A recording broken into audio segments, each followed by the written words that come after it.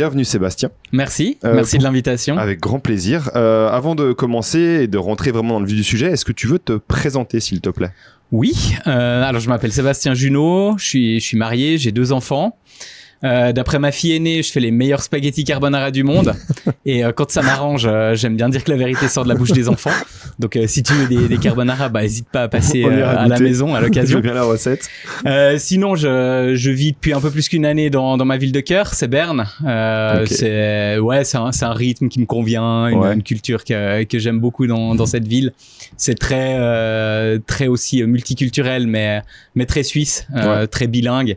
Et je dis pas que c'est ma ville de cœur pour créer un buzz et puis faire monter les prix de l'immobilier. C'est vraiment sincère, c'est ma ville de cœur parce que j'ai pas d'investissement immobilier, donc il y a vraiment aucun conflit d'intérêt là-dedans. Okay. Et puis sinon, je me décrirais comme un multipassionné. J'ai beaucoup de passion, ça fait aussi que je peux avoir tendance à m'ennuyer assez vite. Et là actuellement, dans ma vie, j'ai 3 passions qui me permettent d'en vivre. Il y a la formation d'adulte qui est quelque chose que j'aime faire, qui me nourrit beaucoup. Il y a tout ce qui est conseil en stratégie, en gestion d'entreprise aussi.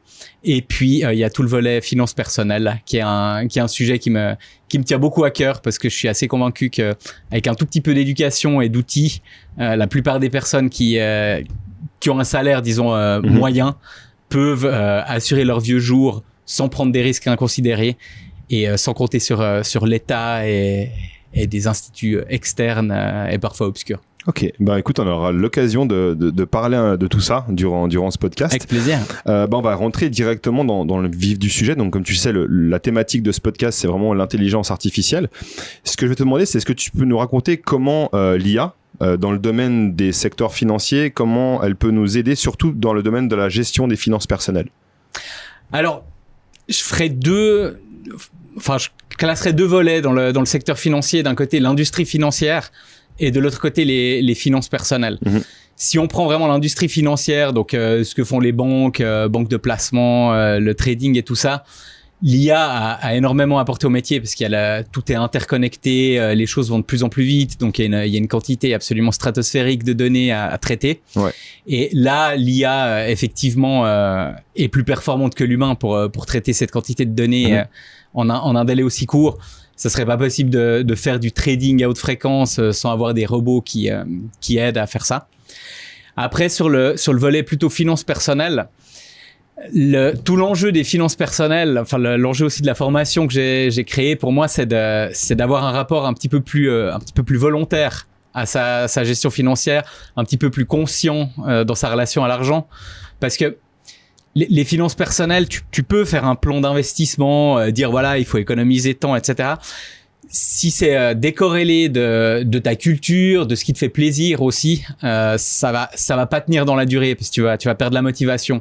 Donc c'est vraiment des aspects, je trouve les finances personnelles, autant l'industrie financière, t'as vraiment une logique mathématique, algorithmique derrière, autant les finances personnelles, il y a aussi tout un volet sociologique, culturel, psychologique aussi. On a des blocages, on peut avoir des peurs, est-ce qu'on prend plus ou moins de risques et tout ça. Et on peut pas aborder les finances personnelles avec une logique mathématico-algorithmique comme la finance d'entreprise ou l'industrie financière. Bien sûr. Du coup, sur le volet finance personnelle, l'intelligence artificielle, je la vois assez limitée puisque l'objectif premier, c'est d'arriver à te reconnecter et d'avoir une démarche plus consciente avec ta gestion. J'impliquerai pas une IA là-dedans. Après, ça veut pas dire qu'il faut pas impliquer de la technologie. Typiquement, l'automatisation. Je trouve qu'il y a rien de plus déprimant. Tu sais, une fois par mois, t'as ton compte bancaire qui se remplit. Et puis tout le reste du temps, il fait que de se vider, en fait. Et moins tu le vois, moins c'est pesant psychologiquement et logistiquement. Donc là, tu peux automatiser avec des ordres permanents, avec des prélèvements directs, etc. Pour pas basculer dans mon village natal, j'ai encore des copains qui font ça. Ils vont à la banque, ils retirent l'argent, puis ensuite ils vont au guichet de la poste pour payer leurs factures. Avec le petit livret jaune là. Ouais, avec le petit livret jaune pour faire les tampons. Et là, tu sens chaque facture passer, et je trouve que c'est pas le but, parce que les finances personnelles, il faut aussi trouver des moyens en fait pour s'alléger de cette charge mentale, pour rentrer dans un rapport à l'argent que l'argent, c'est un moyen pour vivre évidemment. Puis après aussi pour se faire plaisir, et ça doit pas être le centre des préoccupations, parce que sinon ça ça pèse au quotidien. Bien sûr. Donc, automatiser un maximum tous ces aspects-là, des ordres boursiers, etc. Ça, je suis à fond pour. Déléguer à de l'IA, tu vois, si tu demandes à une IA qu'est-ce qui me fait plaisir ou quelles sont mes valeurs, je pense que tu vas être vite assez déçu de la réponse, ou ça va rester très superficiel, très consensuel. Du coup, c'est des questions à te poser toi-même, en fait, et puis ça, une IA peut pas le faire à ta place. Bien sûr. Et accessoirement, je pense que sur des projections à long terme, l'IA à court terme, évidemment, quand il faut traiter une grosse quantité de données, comme c'est nécessaire dans l'industrie financière, l'IA va être très performante. Là, sur les finances personnelles, on est plutôt à chercher à placer de l'argent, s'asseoir dessus, viser un rendement à long terme. Et dans cette projection à long terme, je pense que l'IA est pas encore assez performante pour dire je m'en remets à ça, quoi. Donc, tu peux lui demander de simplifier, tu peux lui demander de rédiger peut-être des courriers, des contrats. Si tout d'un coup, tu dois rédiger un bail locatif parce que tu as fait un investissement immobilier. Bien sûr. Ça, vas-y, fonce. Mais déléguer toute la réflexion, moi, je conseillerais plutôt de te réapproprier cette réflexion. On l'a déléguée pendant des années à l'AVS, à la LPP, à son banquier. Et l'enjeu pour moi, c'est vraiment de se réapproprier cette réflexion. Donc, c'est pas pour la déléguer à une IA à la place de la déléguer à un humain. Bien sûr. Bah du coup, alors, je sais pas si tu vas pouvoir nous conseiller là-dessus, mais est-ce qu'il y a des outils d'IA que tu conseillerais pour pouvoir justement mieux gérer ses finances au quotidien?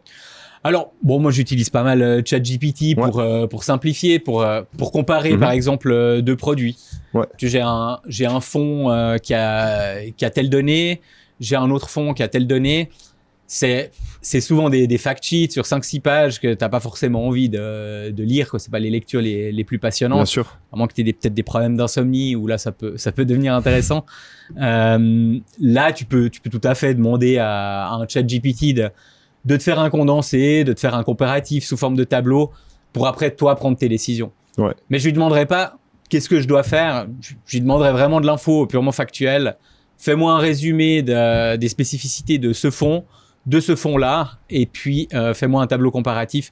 Comme ça, j'ai une espèce de synthèse sur une page, une demi-page, qui me permet de prendre une décision éclairée sans avoir passé 4 heures à manger de la paperasse. Bien sûr. Et puis après, sinon, il y a aussi l'aspect immobilier. Alors, j'avais commencé par de l'immobilier en France. Maintenant, je me suis tourné aussi vers la Suisse. Et il y a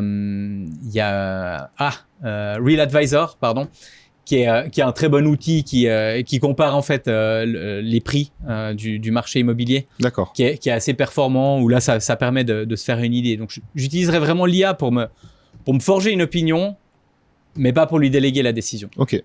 Ce qui est très bien, c'est ce qui est recommandé finalement, c'est derrière aussi avoir une vérification derrière et d'avoir juste un appui finalement avec cette IA. Oui, c'est qu'elle me dégage du temps libre en fait. Là où j'ai peu de valeur ajoutée, tu vois, plutôt que de faire moi-même mon résumé, si je peux demander à une machine de me le faire en 40 secondes, bien sûr, j'ai pas de raison de passer 2 heures dessus. En parlant justement de finances et d'IA, donc j'ai posé la question à ma communauté, quelles sont les questions qu'ils avaient envie de te poser à toi aujourd'hui dans ce podcast. La question qui est revenue la plus souvent, qui est revenue même très souvent, c'est tout ce qui tourne autour de la crypto-monnaie, les fameux bitcoins, ainsi de suite. Tu me vois bien sûr venir à travers cette question avec l'IA. Est-ce qu'aujourd'hui, avec l'IA, je peux réussir à prédire une flambée sur un bitcoin, sur quelque chose de similaire, sur une crypto-monnaie? Je pense assez difficilement. Moi, j'ai une espèce de guideline que je m'applique avec l'IA, c'est que c'est un excellent outil de diagnostic, mais pas de pronostic. D'accord. Donc, un état des lieux à l'instant T, oui.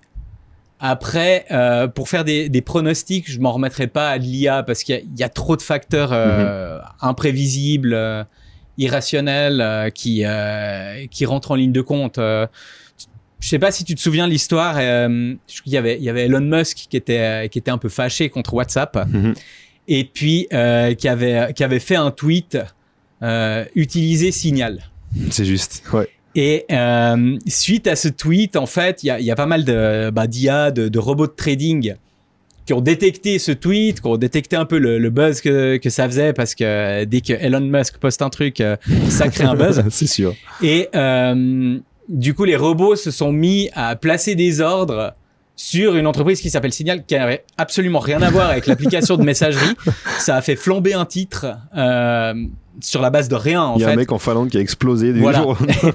Et donc, du coup, t'as aussi ce facteur IA maintenant qui va influencer les cours. T'as des facteurs humains, t'as des facteurs de catastrophes naturelles. T'as tellement de facteurs qui rentrent en ligne de compte que je pense pas que l'IA puisse vraiment anticiper. Elle peut te poser un super diagnostic parce qu'elle arrive à te traiter une quantité astronomique de données en simultané. Mais faire un pronostic, c'est pas encore ça. Non. Bah, j'ai justement, on est en pleine période en ce moment de l'euro de foot. J'ai commencé tout le début de l'euro à faire des pronostics avec des amis. Et je me suis dit, je vais utiliser ChatGPT pour voir ce qu'il peut me dire. Sur toute la phase de poule, j'ai eu 0 résultat juste. Je suis dernier du classement, tout est catastrophique. Et ça montre bien qu'il sait pas pronostiquer, effectivement. Il va pouvoir analyser sur un instant T, mais faire du vrai pronostic, comme tu l'as dit, il y a tellement de facteurs. Du coup, sauf erreur, je crois que les poulpes ont 8 cerveaux. Et donc logiquement sont plus intelligents qu'un seul processeur. C'est ça. Et je sais plus quelle coupe du monde c'était, mais il y avait Paul le poulpe là, exactement, ouais. qui lui avait assez bien réussi à faire ses pronostics. Pour le coup, un poulpe meilleur que ChatGPT. Ouais. Voilà, donc du coup peut-être la prochaine fois, au lieu de prendre l'abonnement de ChatGPT, achète un poulpe. Exact. Ça peut même être assez joli dans un salon. Du coup, on va y aller pour la grande question. Pour laquelle je te reçois aujourd'hui. On va y aller directement. Est-ce que l'IA aujourd'hui peut me faire gagner de l'argent dans le monde de la finance? Alors, le temps, c'est de l'argent. Ouais. Donc, si l'IA te fait gagner du temps, elle te fait gagner de l'argent. Automatiquement. Voilà, c'est QFD. Non, je pense que tu vas pas te contenter de cette réponse. Hein. S'il te plaît. Est-ce que l'IA peut te faire gagner de l'argent dans la finance? Alors, en te dégageant du temps, oui. Après, je pense la vraie question, parce qu'on va venir sur mon... peut-être de nouveau, on va faire cette distinction entre l'industrie financière et puis l'aspect finance personnelle. Et venons peut-être sur le sujet qui, moi, me passionne, les finances personnelles. La vraie question de base, en fait, c'est... puis je vais te la poser à toi. Pourquoi tu veux gagner de l'argent, en fait? C'est une question qui est hyper dure à répondre, mais on a tous envie de gagner de l'argent pour avoir une meilleure vie, pour pouvoir s'acheter ce qu'on veut, pour pouvoir mettre à l'abri la famille, pour voilà. Mais du coup, tu vois, déjà dans la démarche et là dans ta réponse, l'argent en fait n'est pas une fin en soi, ouais. C'est un moyen. Et la première question à te poser en fait, c'est la question de ton rapport à l'argent. Pourquoi tu veux de l'argent? Parce que tu peux pas viser, je veux gagner de l'argent. Parce que gagner de l'argent, t'as toujours un but derrière. Ouais. Et on revient du coup à ce que je te disais avant sur cette question de quelles sont mes valeurs, qu'est-ce qui me fait plaisir. Donc toi, de ce que j'entends, il y a un aspect sécurité, transmission, mettre ta famille à l'abri, t'acheter ce qui te fait plaisir. Il y a aussi le volet plaisir. Et ça, c'est des questions que tu vas devoir poser toi pour toi-même. Et de nouveau, essaye de demander à ChatGPT qu'est-ce qui me fait plaisir. Ouais. Il risque d'être un petit peu emprunté, quoi. C'est comme quand je vois mon cousin dire Siri, raconte-moi une blague. Il te sort un truc tellement consensuel qui va heurter personne qu'en fait ça heurte tellement personne que ça fait plus rire personne non plus. Bien sûr.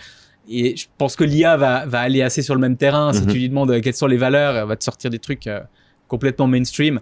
Et la première étape en fait, c'est de réfléchir toi pour toi-même. Si tu gagnes de l'argent, tu veux en faire quoi? Et c'est cette réappropriation que moi j'essaie d'amener en fait dans ma formation de finances personnelles.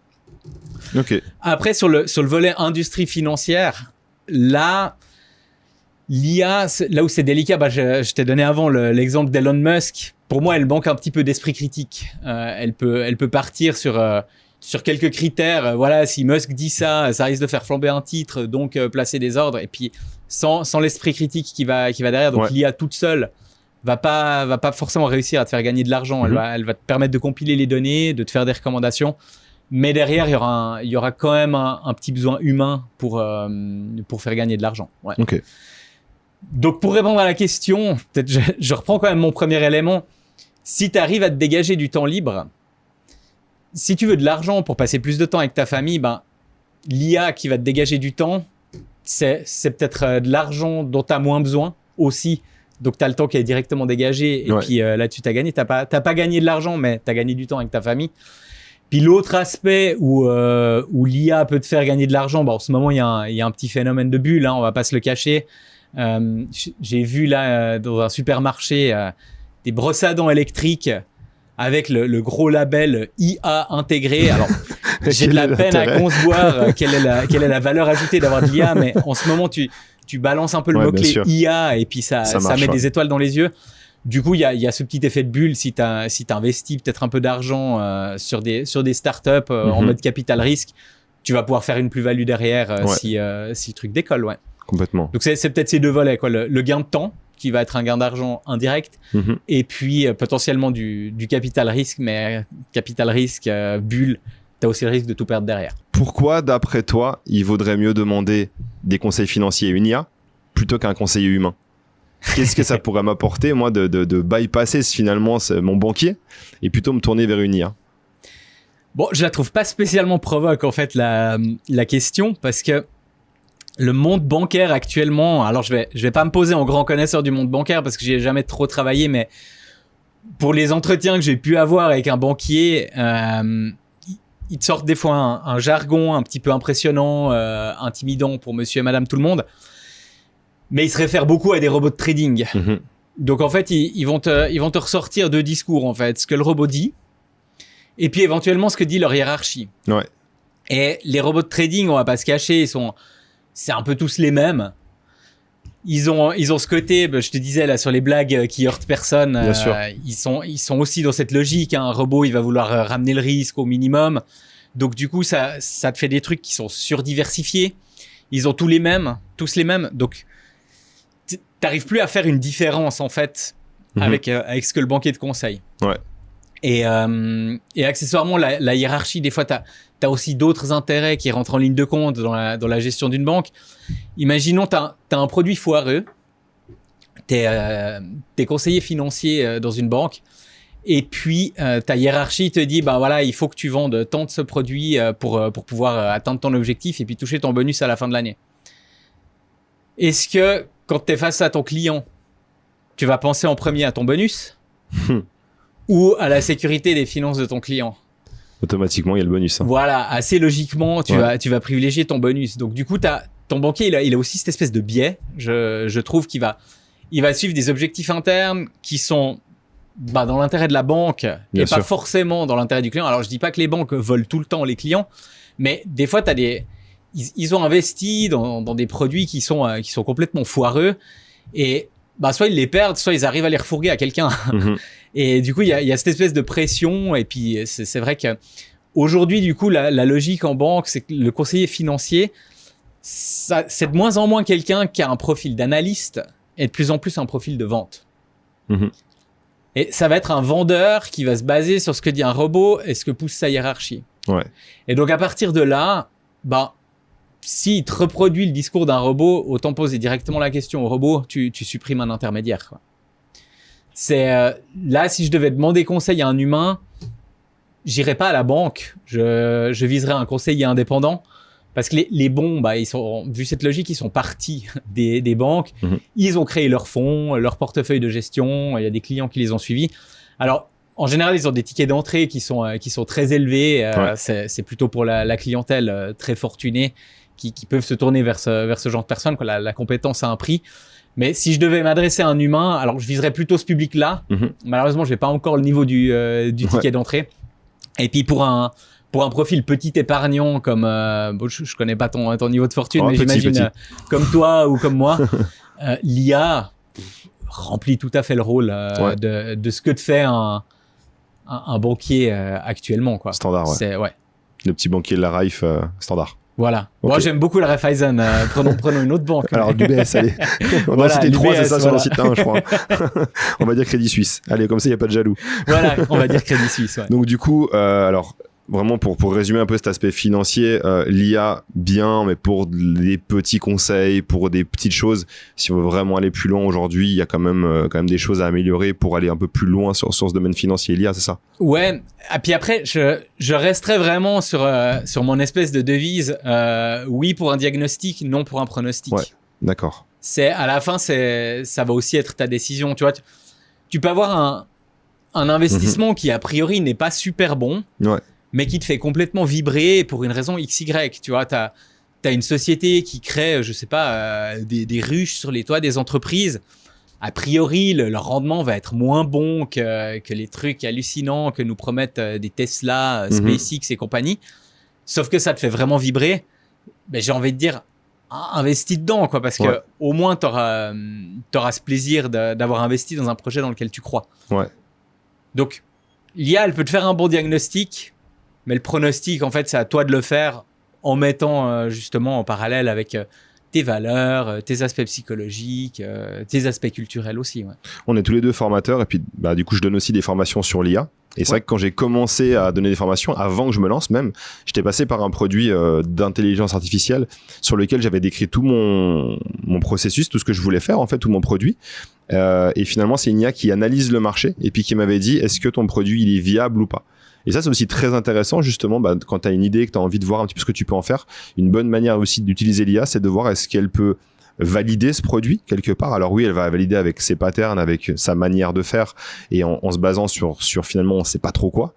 Mais elle va vraiment, en tout cas de ce que j'en sais de ce qu'il y a, parce qu'elle est assez floue, elle a scanné le net pour voir est-ce que déjà il y avait des gens dans ta branche et est-ce qu'il y avait une ouverture. Et finalement, la réponse était assez bonne. J'étais assez étonné parce que c'était un assez bon conseil. C'était une fois plus un diagnostic plus qu'un pronostic. Oui, parce que le pronostic, en fait, tu vas toujours pouvoir l'influencer. Tu vas toujours pouvoir le déjouer. C'est, tu vois, statistiquement, je sais pas combien on avait de spermatozoïdes en concurrence avec nous, mais statistiquement, on l'a déjoué le pronostic parce qu'on avait très peu de chances d'être là. Et t'auras toujours une influence sur ce pronostic. Tu vois, si tu t'investis dans le projet, l'énergie que t'y mets et tout ça, t'auras un diagnostic à un instant T, potentiellement un pronostic, mais tu pourras toujours le déjouer. Donc, on a tous eu des projets un jour qu'on n'est pas allé jusqu'au bout finalement parce que c'est juste nous qui n'avons pas mis l'intensité et l'effort nécessaire. Ouais. Effectivement. Justement, comme je dis, donc je suis formateur. Tu es aussi formateur. On s'est rencontrés durant une formation. Et parce que tu es formateur, est-ce qu'il y a des outils d'IA que tu utilises dans le cadre de tes formations ? Alors moi j'utilise beaucoup l'IA générative, donc ChatGPT pour de la production de contenu évidemment, pour aussi des fois créer des supports, pour synthétiser, peut-être des fois simplifier, reformuler, résumer. J'ai pas mal recours à ça. Aussi pour rédiger des évaluations, des fois je peux avoir tendance, on me l'a souvent dit, mes emails était souvent un peu trop froid, que je suis un peu froid par email.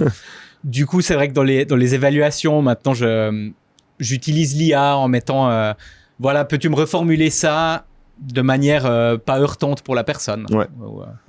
Parce qu'il y avait des choses à dire. C'est vrai que dans une évaluation, j'ai tendance à rester à un niveau très factuel. Puis les faits, c'est assez froid et ça ménage pas toujours l'ego. Et c'est vrai que l'IA, m'aide à trouver des formulations. Alors je le dis, tu vois, sans méchanceté, quoi. Des fois j'ai tendance à être un peu trop straight to the point. Et l'IA m'aide un petit peu à enrober les choses. Dans le précédent podcast, j'avais reçu Abigail, que tu connais. Et justement, elle nous avait parlé du fait qu'elle avait une fois eu un mail, si je me souviens bien, à rédiger, qui était pour une réclamation, où elle était assez énervée. Et en gros, elle a décrit son fameux mail, et puis c'est ChatGPT, heureusement pour elle, qui a su le reformuler d'une manière beaucoup plus acceptable. Et ça, il sait bien le faire aussi, justement, la reformulation, effectivement. Oui.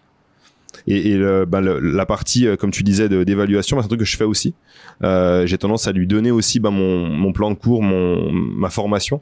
Et c'est lui, en fait, en lui demandant de faire la chose, qui va m'analyser ma formation pour me donner mon QCM avec 3 réponses fausses. C'est souvent les réponses fausses, en plus, qu'on a du mal à trouver plutôt que la réponse vraie, parce que la réponse vraie, c'est vrai, pour produire des tests aussi. Voilà, exactement. Effectivement, Ça marche assez bien. Quand tu parles de formation et d'intelligence artificielle, on a toujours tendance à parler d'IA et de personnalisation. Toi, est-ce que tu utilises l'IA pour personnaliser tes formations directement sur ton apprenant ? Alors, moi, pas directement. Après, où je travaillais avant, c'était un des projets qui était en cours parce qu'on développait aussi une plateforme d'apprentissage. Et effectivement, l'IA, si tu regardes comment fonctionnent les réseaux sociaux, il y a une logique, tu vois. Si on ouvre maintenant LinkedIn ou Insta, les deux en même temps, on n'aura clairement pas le même contenu. Il y a vraiment en fait une individualisation de l'expérience, et c'est quelque chose qu'on peut reproduire aussi dans l'apprentissage en fonction des préférences, des besoins aussi. Je sais pas si tu es plutôt vidéo, plutôt podcast. tu peux recevoir des contenus qui correspondent plus à ta préférence pour apprendre. Après, ça peut aussi être thématique, dans le sens de, voilà, s'il y a une thématique du cursus où tu as plus de peine, tu pourrais recevoir des contenus additionnels. Ou ça, ouais, c'est quelque chose auquel je crois beaucoup. Ça existe déjà. Je le vis encore trop peu dans des environnements d'apprentissage, mais il y a vraiment toute la technologie disponible pour complètement individualiser le parcours d'apprentissage. Ouais. Bien sûr. Il y a des vrais avantages finalement à individualiser ça pour toi? Si on devait le faire manuellement, tu vois, l'aspect manuel, je sais pas si quand tu étais petit, tu as eu la chance de faire de la logopédie. Tout petit, oui. Tout petit. Ouais. Et il y a ce livre de la logopédie pour te faire parler quand t'es gamin, où t'arrives à une certaine page et puis voilà, si tu choisis ça, tu dois passer à la page 38, si tu choisis ça, tu dois passer à la page 42, etc. Sauf que manuellement, avec une classe de 16, faire ce niveau d'individualisation, ça prend un temps fou, donc ça ferait flamber les coûts. Le faire de manière automatisée est aujourd'hui possible et c'est dommage de s'en priver parce que tu peux vraiment l'individualiser ce parcours et du coup susciter plus d'engagement, plus de motivation et par effet de ricochet des meilleurs résultats. Bien sûr. En termes de transfert d'apprentissage, voire même en termes de réussite d'examen. Ouais. Ce que j'ai vu aussi, c'est qu'il peut analyser finalement les performances puis voir si on va dire un gamin a des problèmes en arithmétique. Ouais. Et il va mettre l'accent là-dessus en se disant le reste il le maîtrise, je le mets un peu plus de côté pour vraiment mettre l'accent sur son parcours d'apprentissage. Ça, c'est aussi quelque chose qui est très intéressant. Oui. Et là, je resterais, tu parles d'un enfant qui a de la peine en arithmétique, je resterais de nouveau un peu sur cette devise, oui au diagnostic, non au pronostic. Ouais. Et on a un diagnostic, il a de la peine en arithmétique, mais ça veut pas dire qu'il va se planter en arithmétique. Ça veut juste dire qu'en ce moment, il y a un besoin de renforcer ça, donc on va pousser des contenus peut-être plus arithmétiques, mais on va se garder de pronostic. Ouais. Ok. Puis après, je trouve l'IA peut aussi apporter autre chose. Il y a cet aspect individualisation donc du parcours d'apprentissage, mais il y a aussi toute la personnalisation après de l'accompagnement. Quand tu as un formateur dans une classe virtuelle, ça peut être très long d'aller consulter les données de connexion, etc. Et là aussi, technologiquement, c'est tout à fait faisable de livrer un rapport, tu vois, au formateur ou à la formatrice et de dire, voilà, cet apprenant-là a besoin de pousser ça. La classe dans son entier, par rapport au benchmark, il y a un besoin clair sur de la gestion de conflits. Et du coup, mets peut-être l'accent là-dessus lors de la prochaine intervention synchrone, que ça soit en présentiel ou en webinaire. Mais du coup, mets peut-être l'aspect sur gestion de conflit parce que on remarque que par rapport au benchmark, ta classe est moins bien. Et puis, tel apprenant a ce besoin spécifique, tel apprenant a ce besoin spécifique. Et à la fin, ça dégage du temps au formateur pour qu'il puisse en investir plus là où il a sa vraie valeur ajoutée, c'est-à-dire la valeur ajoutée humaine. Bien sûr.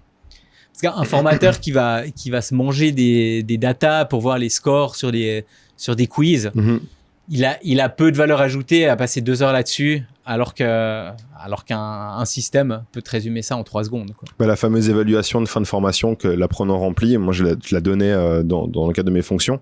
Et puis c'est vrai que ça prenait beaucoup de temps de tout analyser parce qu'il y avait une quantité phénoménale, surtout si en plus tu pars sur des questions à réponse ouverte. Donc vraiment c'est eux qui vont donner des données en fait. Et avec l'IA, analyse-moi ces 200 réponses, c'est fait en 2 minutes et t'as un vrai tableau derrière, t'as des vraies évaluations. Par contre, ça m'est déjà arrivé après vérification de voir qu'il y avait des erreurs qui avaient été faites aussi. Donc ça aussi, il faut toujours faire attention à ça. Ça dispense pas, c'est un super assistant l'IA, mais un assistant. Complètement. Même en tant qu'apprenant, je sais que c'est pas forcément très bien ce que j'ai fait, mais j'ai déjà enregistré des formations que j'ai suivies et je les ai après mises dans un outil d'IA qui s'appelle Firefly en l'occurrence. Et lui après, il m'a fait un rapport complet de toute la formation, tout ce qu'il a entendu, tout ce que j'ai enregistré finalement, avec tout ce que moi je dois faire aussi. Donc il va comprendre, il va réussir à me donner les prochaines tâches que je dois effectuer et ainsi de suite. Ça, c'est aussi un très très bon outil pour l'apprenant finalement. Ouais, je dirais avec un petit point d'attention, parce que tu dis c'est pas très bien ce que tu as fait, mais on l'a tous fait le dictaphone. Complètement. Je pense le point qui est délicat, c'est l'aspect protection des données. C'est ça. Aujourd'hui. Ouais. Et avant de charger un enregistrement, assure-toi quand même juste qu'il n'y ait pas des données personnelles et des données sensibles parce que tu sais pas forcément où elles finissent et pas que tu te mettes après dans des soucis. Je rebondis là-dessus justement sur la partie éthique. Si on revient un petit peu sur la partie finance, il y a des points d'attention particuliers entre éthique, IA et finance à faire attention. Entre IA, finance et éthique. Ouais. Il y a des défis spécifiques. Je dirais après l'éthique, c'est aussi des normes communément admises. Ce qui était éthique il y a 40 ans ne l'est plus forcément aujourd'hui. Ouais. C'est quelque chose qui évolue en fait avec les mœurs. Je dirais ça dépend ce que tu demandes à l'IA en fait. Si tu lui demandes de trouver ce qui a les meilleurs rendements actuellement, ça va pas forcément être les trucs les plus éthiques. Ouais.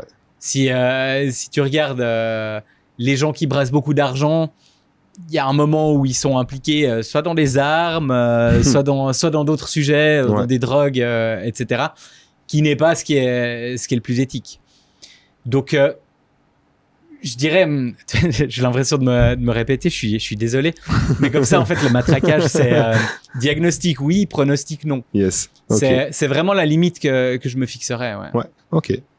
J'ai suivi d'ailleurs ton actualité sur LinkedIn et je vois que tu fais également du conseil en sponsoring. Tu peux m'en dire plus déjà et aussi me dire en quoi l'IA elle pourrait te soutenir dans cette activité? Ouais, volontiers. Alors le conseil en sponsoring, c'est marrant en fait parce qu'avec le mot-clé sponsoring, je me rends compte que ça attire le regard, mais pas forcément de la niche qui est visée avec ça. D'accord. J'ai reçu beaucoup de demandes vous recherchez des sponsors sur une base de commission. Moi, j'ai tel projet, tel festival à financer, tel sport et tout. Est-ce que vous pouvez me chercher les sponsors? C'est pas ce qu'on fait. D'accord. Ce n'est pas ce qu'on fait. Nous, on se place en fait du côté entreprise qui a envie d'inclure le sponsoring dans sa stratégie. Parce que j'ai une conviction, c'est que le sponsoring va faire une différence émotionnelle déjà, qui va créer un rapport assez direct. Le sponsoring, il va aussi, contrairement à la publicité traditionnelle, pouvoir générer des retombées directes. Tu viens un sponsoring, tu peux te négocier des exclusivités. J'imagine que tu parles du post qui parle de la Pepsi Arena qui s'est fait interdire par Coca-Cola. C'est un très bon exemple des effets d'une exclusivité. Tu peux te générer du chiffre d'affaires, tu peux te générer des parts de marché. Et du coup, on est hyper convaincu par le fait que le sponsoring, c'est aujourd'hui le meilleur vecteur marketing qui soit. Beaucoup plus que de la pub, même que du digital. Un investissement en sponsoring vaut vraiment la peine. Pour la petite histoire, c'était quoi déjà? C'est l'histoire d'Arena, c'était que Pepsi avait sponsorisé une Arena qui retransmettait l'Euro. Exactement. Et Coca-Cola a un contrat avec l'UEFA, est partenaire de l'Euro pour les stades et les retransmissions officielles. Donc du coup, une viewing Arena, elle peut pas vendre autre chose que du Coca. Enfin, vendre un produit concurrent à Coca. Donc du coup, l'appeler Pepsi Arena et puis vendre, t'imagines bien du Pepsi, ça faisait doublement mal et puis ça a attiré l'attention. Ouais. Donc là, finalement, ça s'appelait Pepsi Arena et ils ont vendu du Coca. Alors, ils ont changé le nom. D'accord. Et ils ont arrêté de vendre du Pepsi. Ok. Clairement, ils ont pas eu trop le choix en fait, parce que contractuellement, ils sont liés. Ouais. Du coup, pardon, qu'est-ce que excuse-moi, alors je t'ai coupé. Ouais, on est convaincu en fait que le sponsoring, ça va être le meilleur vecteur. Mais il faut qu'il y ait une logique derrière et puis que ça s'insère en fait dans la stratégie de l'entreprise, mais aussi dans les goûts de la clientèle, dans les goûts des employés. Parce que te dire le sponsoring c'est un truc qui marche, puis prendre l'exemple de Coca-Cola quand t'es une PME en Suisse romande, bon déjà tu te bats pas forcément avec les mêmes armes, mais accessoirement tu peux pas dire je vais devenir membre du club de soutien du Servette FC parce que je suis fan depuis que j'ai 4 ans du Servette FC. Là, maintenant, j'ai un peu d'argent. Je vais faire du sponsoring et puis attendre les retombées. Alors, tu vas peut-être en avoir, mais peut-être pas. Tu dois inclure le sponsoring dans toute la réflexion et puis l'intégrer dans ta stratégie pour que ça soit cohérent. Tu vois, là, typiquement, tu vas prendre un club de foot. Les matchs, c'est le week-end. Si dans ta stratégie sponsoring, tu as envie d'inviter des clients, déjà, est-ce que tes clients aiment le foot? Ouais. Ça semble être une question de base à se poser parce que s'ils s'en foutent, sans mauvais jeu de mots, ça va être un coup de fusil dans l'eau. Et ensuite, est-ce que tes employés aiment assez le foot pour avoir plaisir à accompagner des clients un dimanche après-midi à la Praille? Ouais. Et si c'est pas le cas, tu vas déjà avoir un petit bloqueur, tu vois. Parce que tu vas avoir après peut-être des frais annexes, tu vas devoir engager peut-être des hôtesses ou des stewards pour faire vivre ce partenariat. Et quand tu investis en sponsoring, il faut qu'il y ait cette cohérence. Et ensuite, il faut définir des indicateurs pour arriver à suivre le retour sur investissement. Dire, ben voilà, quels sont les objectifs de ce sponsoring ? J'ai envie d'être membre du club, je sais pas comment ça s'appelle, c'est pas le 11 d'or, ça c'est au Lausanne Sport. C'est c'est un chiffre, mais alors j'ai plus le chiffre en tête. Ouais, mais voilà, t'es dans un club où tu deviens sponsor du Servette FC. Qu'est-ce que tu vises ? Tu vises d'avoir, je sais pas, X prospects, X machin. Il faut définir des indicateurs, il faut définir des objectifs, il faut les suivre. C'est là que tu peux mettre de l'IA, par exemple, je pense. Et ensuite, voilà, exactement. Et ensuite, il faut aussi identifier des contre-mesures. Pour pouvoir vraiment tirer la quintessence. Activer, en fait, ces sponsorings et tout. Et trop souvent, de ce qu'on a pu observer, c'est que dans les PME, bah, il y a cet aspect un peu, coup de cœur, je mets ça, puis je peux le déduire des impôts. Mais c'est dommage parce qu'on peut en faire tellement plus. Et donc, nous, notre proposition de valeur, c'est de se poser comme se pose une agence de com, en fait, pour gérer peut-être tes réseaux sociaux, tes contenus, etc. Nous, on va gérer le volet sponsoring. De dire, tu as envie d'investir dans le sponsoring, c'est génial. Tu as déjà l'intelligence marketing de Coca-Cola. Par contre, tu n'as pas la force de frappe. Et nous, on va faire la force de frappe. On va négocier des exclusivités. On va s'assurer qu'elles sont suivies. On va activer tout ce qui est activable pour tirer la quintessence des partenariats que tu signes, en fait.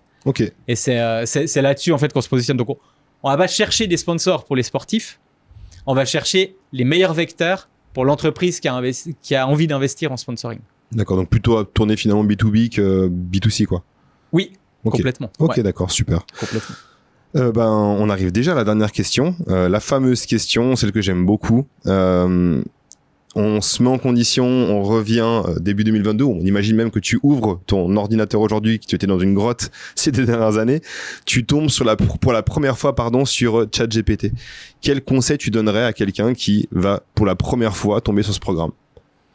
Je dirais, sois super poli avec. Comme ça, quand il contrôlera le monde, il va t'épargner. Le fameux. J'ai vu ces images récemment de personnes qui tapent des robots. Ça, c'est en train de faire toute une problématique éthique en se disant, mais si demain les robots voient ça, on va se dire, mais ils vont tomber sur la gueule, ça va me faire tout bizarre. Mais pardon, je t'ai coupé. Non, mais je rigole. C'est bon, quoique la politesse n'a jamais fait de mal. Complètement. Mais ça peut même être un entraînement pour être poli entre humains après. Non, je dirais le conseil. Mais c'est un peu un conseil très général avec beaucoup d'aspects de la vie. C'est peut-être 2. C'est sois curieux et de l'esprit critique. Sois curieux, découvre l'outil, réfléchis à où est-ce que tu peux l'impliquer dans ton quotidien, qu'est-ce qui peut te faire gagner. Et puis, esprit critique fais pas n'importe quoi. Sur la question des données, par exemple, alors j'utilise beaucoup ChatGPT pour rédiger des contrats. Par contre, je vais jamais mettre des vrais noms dans mon prompt. C'est la personne A, l'entreprise XYZ, etc. Je vais jamais mettre des données sensibles parce que j'ai aucune idée de où ces données finissent. Donc, j'ai pas envie d'avoir des problèmes. Donc, avoir cet esprit critique-là, de te rappeler quand c'est gratuit, c'est que le produit, c'est toi. Donc, fais attention avec ce que tu lui donnes. Puis aussi de l'esprit critique vis-à-vis de toi-même. De dire, là, il y a ce truc qui existe. Comment moi, maintenant, en tant que personne, je continue à apporter de la valeur pour pas disparaître. Je te donne un exemple tout bête, mais moi, j'aime bien faire vivre le commerce de détail, d'aller faire plutôt mes achats en boutique, en magasin, plutôt que le tout en ligne. C'est bon, ça fait sortir, ça fait interagir, mais je pense que le jour où il y a plus de boutiques dans les centres-villes, ça risque d'être vachement glauque d'aller en ville et puis de créer encore plus d'isolement. C'est l'activité numéro 1 du samedi, finalement, c'est de faire les boutiques. Non, alors pas forcément. Genève, en général, c'est ça. Je suis pas un gros fan de shopping ni un énorme consommateur. Mais c'est vrai que si j'ai un truc à acheter, je vais plutôt privilégier la boutique. Après, quand tu arrives dans une boutique et puis que la réponse c'est il faut aller regarder la boutique en ligne. Là, je me dis le vendeur, en fait, le volet esprit critique par rapport à lui-même, il y a une étape qu'il a ratée.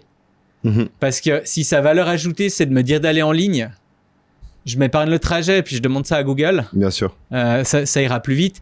Et après, je vais pour demander un conseil. Et la boutique en ligne, si elle est bien configurée, le conseil, il est fait assez automatiquement, hein, en fonction de tes goûts, t'as des recommandations, etc. Alors, nouveau, faut pas être dupe, c'est pour pousser un peu à la conso. Mais du coup, il y a des IA, il y a des outils, et il y aura toujours des nouveaux outils qui vont arriver. Pose-toi la question de, moi, avec cet outil, maintenant, comment je continue à apporter de la valeur?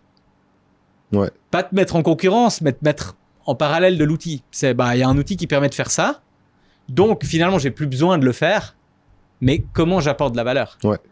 Et quand t'es vendeur, dire va sur la boutique en ligne, c'est pas de la valeur ajoutée. Et ces profils-là sont à risque de se faire remplacer un jour. C'est toute la problématique qu'il y a aujourd'hui, c'est qui va potentiellement se faire remplacer. Si on se fait remplacer, qu'est-ce que nous on va faire? Il y a tout un volet aussi de création de nouveaux emplois. On voit maintenant des offres d'emploi pour des prompt engineers, donc des personnes qui savent parler à de l'IA. Un métier aussi simple que ça. Maintenant, il y a des recherches pour ça. Il y a vraiment un nouvel esprit, une nouvelle époque maintenant dans le monde du travail qui est en train de s'ouvrir, effectivement. Ça change beaucoup de choses. Mais faut rester ouvert, faut rester curieux. Complètement. Mais écoute, je crois qu'on a fait le tour. Est-ce que toi, tu voulais rajouter encore quelque chose par rapport à l'IA, à la finance, les finances personnelles? Non, écoute... La formation, non, pas spécialement. Peut-être rajouter encore une fois diagnostic oui, pronostic non. Alors, histoire de l'avoir bien martelé. Je le mettrais en miniature. Tu le mettrais en miniature. En fait, si tu sous-titres le podcast, tu fais passer que cette phrase. Comme ça va bien matraquer. Avec le petit X au milieu. Non, mais merci de l'invitation. Merci à toi. C'était un plaisir d'échanger sur ces différents sujets, en fait. Merci de ta venue. Merci de ta venue depuis Berne en plus. Donc, un grand merci pour toi. Alors j'adore être à Berne. J'adore aussi être dans le train. Ouais.